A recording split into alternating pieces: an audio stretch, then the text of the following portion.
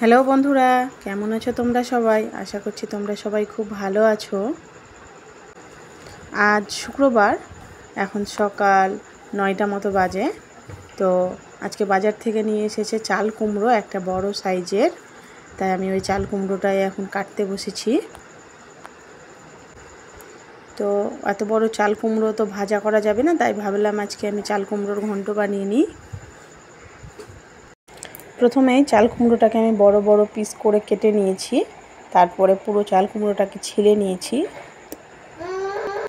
এবার যতটা সম্ভব আমি জিরি করে কাটারই চেষ্টা করব। এটা এইভাবেই কাটে ঘন্ট করার জন্য। একটু মোটা হলেও কিন্তু অসুবিধে নেই, কিন্তু একটু পাতলা করে কাটলে তরকারিটা খেতেও ভালো লাগে আর দেখতেও সুন্দর লাগে। তো আমি কুলোর মধ্যে কাটছি, আর একটা হাঁসুয়া নিয়ে নিয়েছি। এইদিকে কুমড়োটা কাটতে কাটতে কিন্তু আমি ওইদিকে গ্যাসের উপরে কড়াই বসিয়ে দিয়েছি। তো চলো রান্নাটা করে নিই। প্রথমেই কিন্তু কড়াইয়ে আমি সাদা তেল দিয়ে দিয়েছি। আমাদের বাড়িতে সাদা তেলটাই বেশি খাওয়া হয়। আর ওই সাদা তেলটা গরম হতে আমি দুটো শুকনো লঙ্কাকে ফাটিয়ে দিয়ে দিয়েছি, আর দুটো তেজপাতা ফাটিয়ে দিয়ে দিয়েছি। তো লঙ্কা আর তেজপাতাটা 10 সেকেন্ড মতো ভাজা হয়ে এখন ওর মধ্যে 5 ফোড়ন দিয়ে দিলাম। একটু বেশি করেই 5 ফোড়ন দিলাম, কারণ তরকারিটা আজকে অনেক বেশি হবে রান্না করে।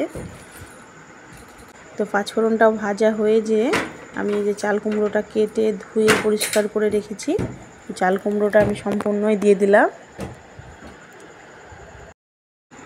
এরপর কিন্তু এই চাল কুমড়োটাকে ভালো করে তেলের সাথে মিশিয়ে নিতে হবে, নিয়ে ঢাকা দিয়ে রান্না করতে হবে। তো চলো ঢাকা দিয়ে দিলাম। এখন কিন্তু গ্যাসের ফ্লেমটা হাই আছে। তো এখন 15 মিনিট মতো হয়ে গেছে আমার ঢাকা দেওয়া। এই যে দেখো, খুলে দেখাচ্ছি, একদম চাল কুমড়ো থেকে জল ছেড়ে দিয়েছে। এই রান্নাটা কিন্তু গ্যাসের ফ্লেমটা হাই রেখেই করতে হবে, গ্যাস কমালে হবে না।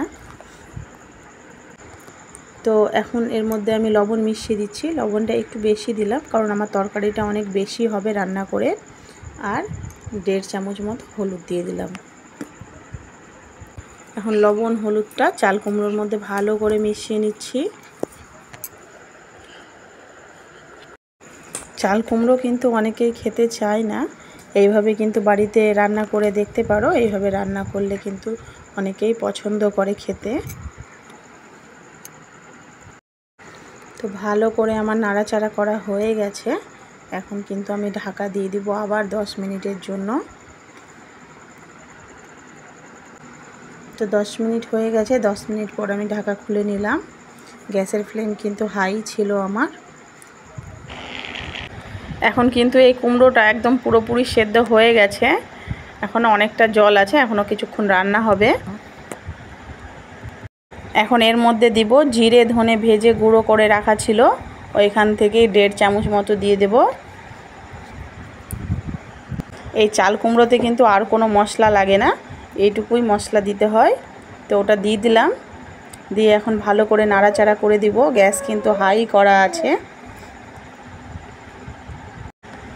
এইবার এর মধ্যে একটু চিনি মেশাবো। আমরা সব তরকারিতেই একটু মিষ্টি মিষ্টিটাই ভালোবাসি খেতে। তো বেশি না, ছোট চামচের 1 চামচ মতো চিনি এর মধ্যে আমি দিয়ে দিলাম। এইবার আমি গ্যাসটাকে হাই তো করাই আছে, একদম ভালো করে নাড়াচাড়া করে শুকনো করব।